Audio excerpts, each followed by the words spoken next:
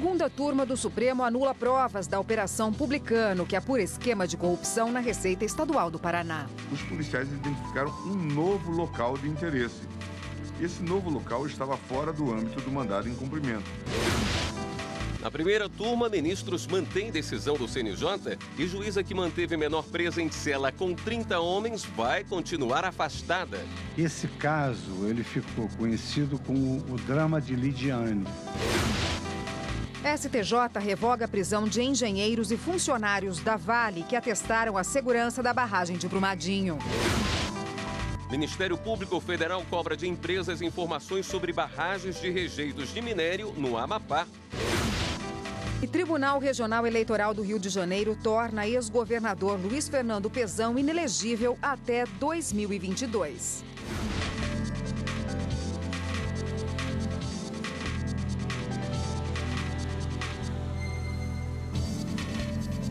Olá, boa noite. Boa noite para você. Segunda turma do STF anula provas obtidas durante busca e apreensão da Operação Publicano. A operação, deflagrada em março de 2015, investiga um esquema de corrupção na Receita Estadual do Paraná. A repórter Carla Lucena acompanhou a sessão de hoje e ao vivo tem os detalhes para a gente. Boa noite, Carla. Olá, Érica. Boa noite para você, boa noite a todos. E olha só, nesse caso, os ministros julgaram 2 habeas corpus apresentados pela defesa de um casal de empresários de Londrina, eles aí investigados na Operação Publicano. Essa operação ela foi deflagrada em março de 2015 e ao longo de toda a operação, mais de 300 pessoas foram denunciadas. Entre elas, contadores, auditores fiscais, pessoal que fazia parte da Receita e também outras pessoas consideradas laranjas. Segundo o Ministério Público, que ofereceu essa denúncia, a organização criminosa ela funcionava dentro da Receita Estadual, cobrando propina de empresários em troca de benefícios fiscais. E na sessão de hoje, então, da segunda turma, os ministros consideraram que provas que foram obtidas dentro da casa desse casal de empresários não são válidas. Vamos saber o porquê na reportagem. O advogado do casal alegou que a busca e a apreensão de março de 2015 na casa dos empresários foi ilegal. Eles respondem pelo crime de lavagem de dinheiro.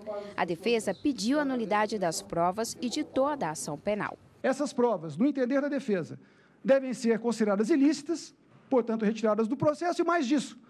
Pela própria cronologia, por ela ser antecedente a todos os atos, inclusive do próprio inquérito policial formalizado, ela termina por contaminar todas as demais provas, motivo pelo qual também se pede o trancamento de ambas as ações penais, tendo em vista que a matéria exposta da tribuna é a mesma para os 2 processos. O ministro Gilmar Mendes, relator do caso, considerou que os agentes violaram direitos dos réus, já que não tinham autorização para entrar na casa dos empresários. E a busca se restringia apenas ao local onde funcionava a empresa dirigida por eles. Os policiais identificaram um novo local de interesse. Esse novo local estava fora do âmbito do mandado em cumprimento. O mandado era expressamente direcionado ao 28º andar e para o 28º andar apenas. Por óbvio, não permitia uma diligência 15 andares abaixo, no 3º andar. Os demais ministros também votaram para anular as provas e agora o juiz responsável pela ação vai ter que decidir sobre o andamento do processo e se cabe encerrar a ação penal. A obrigação de obter-se prévia ordem judicial para esse efeito é, a rigor, um munus e um dever do juiz. Esse munus é indelegável à autoridade policial. A pessoa vai saber quem é a autoridade que determinou a busca e apreensão, na sua casa, na empresa, o fundamento, o que se está buscando, até porque isto tudo compõe o acervo, o patrimônio de bens jurídicos tutelados constitucionalmente. A diligência policial efetivou-se com evidente desrespeito aos estritos limites que delineiam os atos fundados em referida operação de coleta de provas. Qualquer medida judicial de caráter constritivo que limite direitos e garantias fundamentais do cidadão, por exemplo, mandados de busca e apreensão, quebras de sigilo telefônico, fiscal, telemático, bancário, devem necessariamente ser circunscritas no tempo e no espaço. E ainda durante a sessão, os ministros começaram a julgar o habeas corpus de um homem acusado de contrabando. Ele foi pego ao entrar no Brasil com uma arma de ar comprimido, de origem e procedência estrangeira, sem documentos que comprovassem a regular importação. A defesa pede que seja considerado crime de descaminho e aplicado o princípio da insignificância, já que a arma custou R$ 185. A ministra Carmen Lúcia pediu vista desse caso. E ainda na sessão da segunda turma de hoje, ficou empatado o julgamento de um recurso apresentado pela defesa do ex-deputado federal Roberto Freire. Ele é acusado de supostamente ter recebido vantagens indevidas não contabilizadas, ou seja, Caixa 2, durante a campanha eleitoral de 2010. Até agora temos 2 votos, os ministros Gilmar Mendes e o ministro Dias Toffoli, que votou ano passado para arquivar essa denúncia. Já os ministros Edson Fachin e Celso de Mello se manifestaram na sessão de hoje e votaram para que o caso seja enviado ao Tribunal Regional Eleitoral de São Paulo. O desempate vai caber ao ministro Ricardo Lewandowski, que pediu vista na sessão de hoje. E agora voltamos ao estúdio. Obrigado, Carla. E a primeira turma do Supremo manteve decisão do CNJ de afastar juíza que deixou uma adolescente com 30 homens dentro de uma cela na região norte do país. No começo da sessão, o ministro Luiz Fux comentou a volta dele para a presidência da primeira turma. Eu gostaria de registrar essa minha sensação de honra e de gratidão pela indicação dos colegas e esperar que possamos dar o melhor de nós mesmos em prol da justiça brasileira. Os ministros retomaram o julgamento de um caso de 11 anos atrás. A juíza Clarice Maria de Andrade teria deixado uma adolescente de 15 anos presa com 30 homens em Abaetetuba, no Pará. Em um julgamento anterior, o CNJ havia aplicado a pena de aposentadoria compulsória, mas o Supremo afastou essa possibilidade. O CNJ voltou a analisar o caso da magistrada e tomou uma nova decisão: aplicar a pena de disponibilidade, ou seja, o afastamento da juíza do cargo com vencimento proporcional ao tempo que ela trabalhou. Aí a defesa de Clarice entrou com um novo mandado de segurança no STF. No final de 2016, o ministro Marco Aurélio suspendeu a decisão do CNJ. A primeira turma começou a julgar esse segundo mandado no final do ano passado.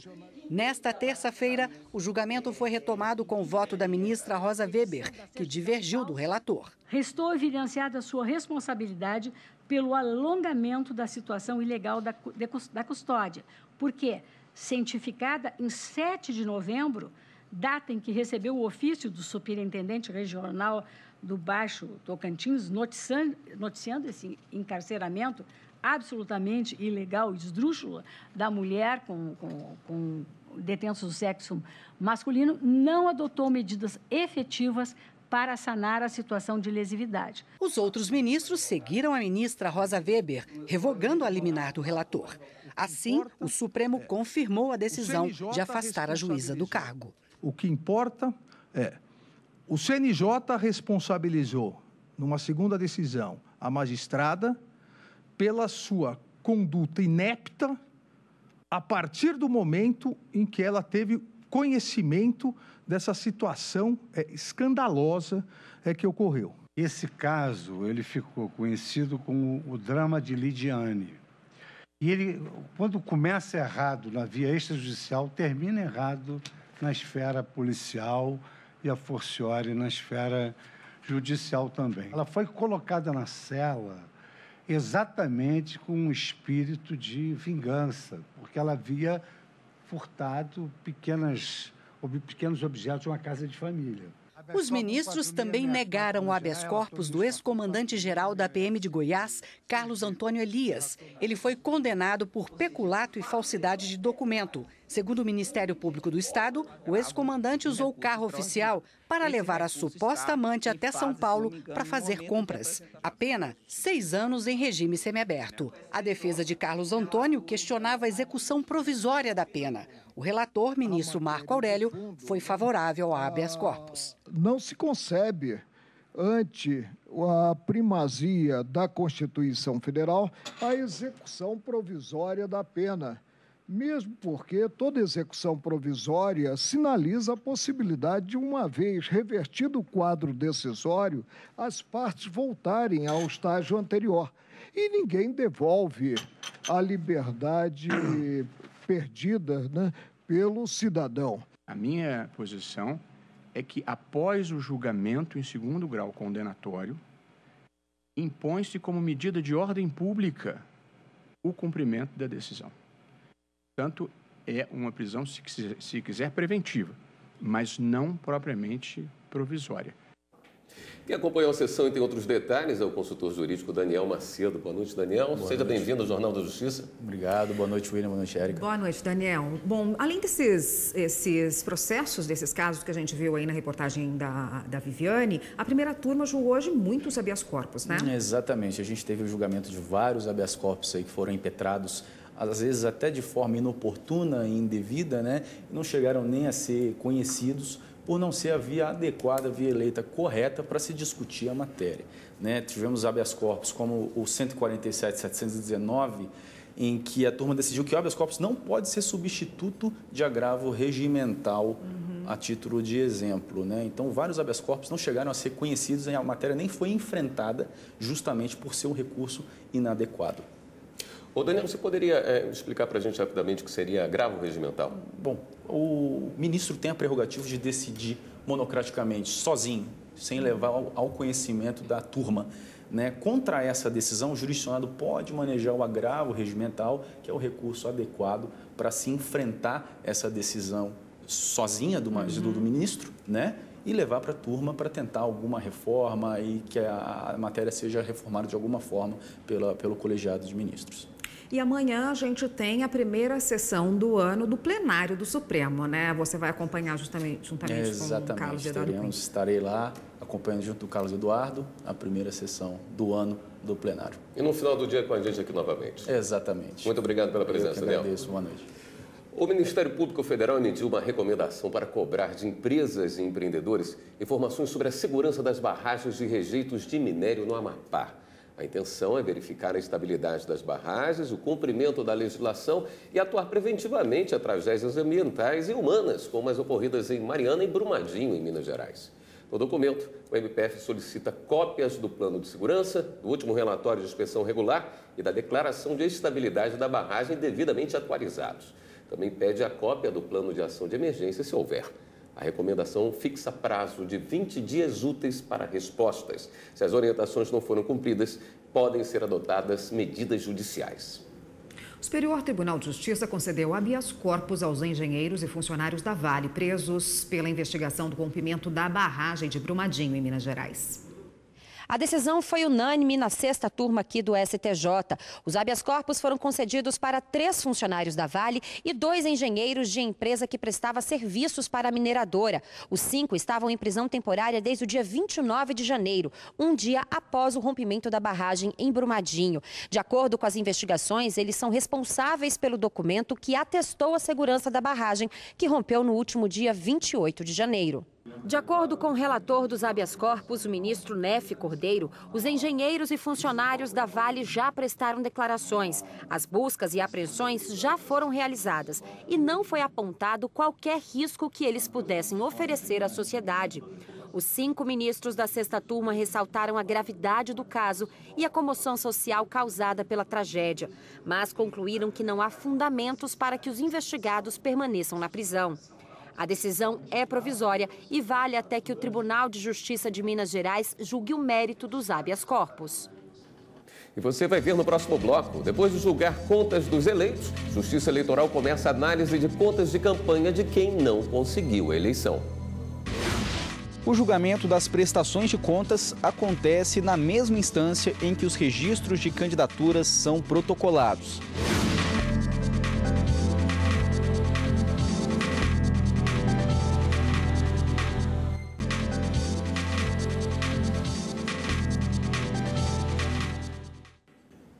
O Tribunal Regional Eleitoral do Rio tornou o ex-governador Luiz Fernando Pezão inelegível até 2022. A decisão, que atende parecer do Ministério Público Eleitoral, foi unânime. O processo foi movido pelo então deputado estadual Marcelo Freixo contra Pezão e o vice-governador Francisco Dornelles. Dornelles foi absolvido por maioria. Pezão foi condenado por abuso de poder político e econômico por conceder benefícios financeiros a empresas como contrapartida a doações posteriores para a campanha eleitoral de 2014. As informações foram confirmadas pela Procuradoria Eleitoral do Rio. Um hospital particular em Araguari, Minas Gerais, vai ressarcir quase R$2 milhões em prestação de serviços de saúde à população local. O acordo foi firmado pelo Ministério Público em Uberlândia. O valor recebido pelo Hospital Santo Antônio no período de agosto de 2008 a maio de 2014 soma R$1.700.000. A dívida foi contraída por meio de empréstimos feitos com a Caixa Econômica Federal.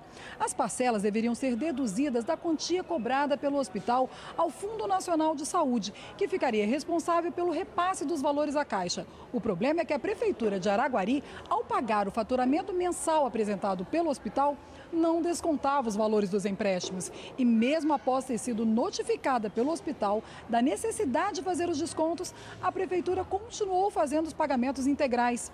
Mesmo com a desorganização administrativa da Prefeitura, o MPF não verificou indícios consistentes de improbidade administrativa e se concentrou na reparação civil e extrajudicial, evitando o possível longo caminho da via judicial. Os serviços serão indicados pela Secretaria Municipal de acordo com as necessidades de atendimento da população local. A Justiça Eleitoral tem até o dia 19 de novembro para julgar as prestações de contas dos candidatos que não se elegeram nas eleições gerais de 2018. Os relatórios dos eleitos foram julgados no ano passado.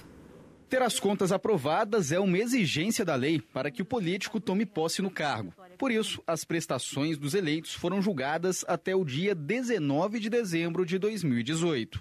No fim de novembro, acabou o prazo para os candidatos que participaram das eleições de 2018 entregarem a prestação de contas. Mais de 80% enviaram o relatório à Justiça Eleitoral. Todos os políticos que disputaram a presidência da República entregaram a prestação no prazo. Entre os candidatos a governador de estado, 196 de 203 enviaram o relatório dentro do tempo definido pela legislação, 96% do total. O julgamento das prestações de contas acontece na mesma instância em que os registros de candidaturas são protocolados. Assim, o Tribunal Superior Eleitoral fica responsável pelas contas dos candidatos a presidente.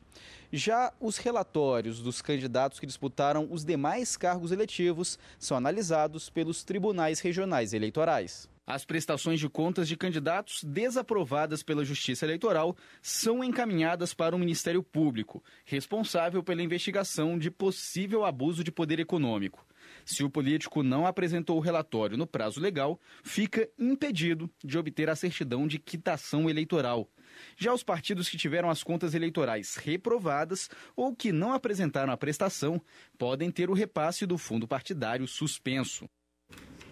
No próximo bloco, o Conselho Nacional de Justiça abre processo para julgar magistrado acusado de assédio moral e sexual contra estagiários e servidores. As estagiárias e os servidores do Tribunal de Justiça do Rio de Janeiro fizeram a denúncia em 2014 e o caso tramita na Justiça desde 2015.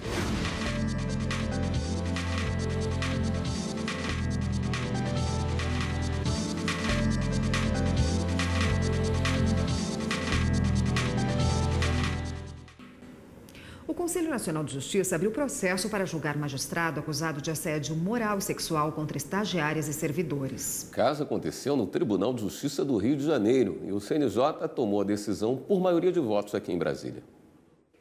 Na tribuna, a defesa do juiz Glicério de Angioli Silva, acusado de assédio moral e sexual, alegou que a demora para definir qual a via adequada para julgamento atrapalhou a coleta de provas e, além de pedir o arquivamento do processo, pediu para que o magistrado não fosse afastado do trabalho.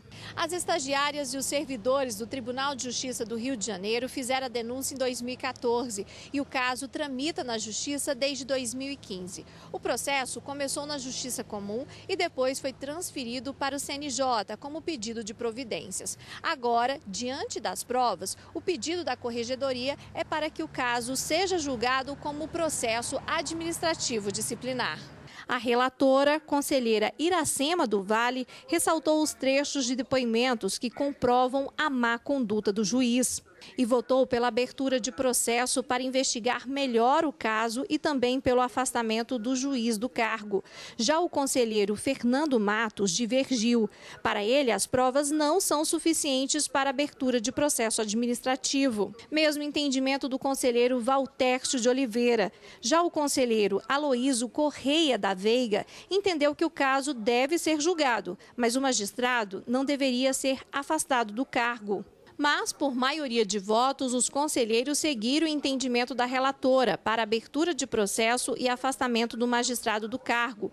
Ao proferir o resultado, o presidente do CNJ e STF, ministro Dias Toffoli, ressaltou a lei contra a importunação sexual, recentemente sancionada. Na qualidade de presidente do Supremo Tribunal Federal, ocupei a presidência da República em exercício, sancionei leis extremamente importantes e uma delas a que tornou crime o importunamento sexual, algo extremamente relevante e importante nas relações de autoridade entre os gêneros ou entre as pessoas em geral. A terceira turma do STJ entendeu que a morte de um devedor não extingue dívida contraída. Sendo assim, o pagamento deve ser feito pelo espólio ou, em caso de partilha, pelos herdeiros. Quando uma pessoa morre, o patrimônio que fica é chamado de espólio. E esse conjunto de bens, direitos e obrigações é que responde pelas dívidas deixadas pelo falecido. Este advogado explica que quando há patrimônio, primeiro as dívidas são pagas e depois o restante é dividido entre os herdeiros. Caso haja uma divisão do patrimônio que ele tenha deixado, cada herdeiro só responde pela cota parte que lhe foi dada. Ou seja, se ele possui um patrimônio de R$200 mil e herdou mais R$100 mil, ele só vai responder nas dívidas do decujus até R$100 mil. O patrimônio dele anterior não vai ser tocado. Na década de 50, a Lei 1046 aplicou uma regra para as dívidas de crédito consignado, onde determinava a extinção da dívida em caso de falecimento do consignante. E foi com base nessa lei que 3 irmãos buscavam afastar a responsabilidade de pagar a dívida da mãe já falecida de empréstimo consignado em folha de pagamento. Em primeiro grau, o juiz acolheu o pedido e reconheceu a extinção da dívida. Mas o Tribunal de Justiça do Rio Grande do Sul atendeu à apelação do banco e reformou a decisão por entender que a herança é responsável pela dívida. Os herdeiros recorreram ao STJ, onde alegaram que a extinção da dívida pelo falecimento está prevista no artigo 16 da Lei 1050, que, por não ter sido revogado, estaria em vigor. Além disso, afirmaram ser impossível penhorar o imóvel herdado porque serve de moradia para eles. Mas a relatora do recurso, ministra Nancy Andrighi, lembrou que o STJ já tem precedentes diante da edição da Lei 8.112 de 1990, no sentido de revogar as regras anteriormente estabelecidas sobre consignação em folha de pagamento. Quanto à empenhorabilidade do bem familiar, a relatora afirmou que a aceitação da herança equivale à responsabilização pessoal, pois o contrário acarretaria no enriquecimento sem causa, o que é vedado.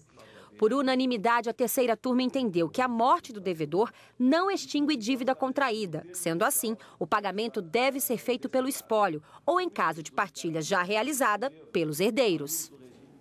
Agora vamos dar um giro pela rede para saber das últimas notícias.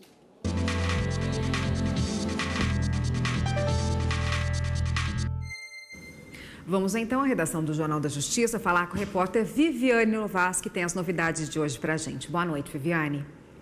Boa noite, Érica, e boa noite a todos. O Ministério da Justiça e Segurança Pública anunciou que vai formar uma força-tarefa de intervenção penitenciária para apoiar os estados.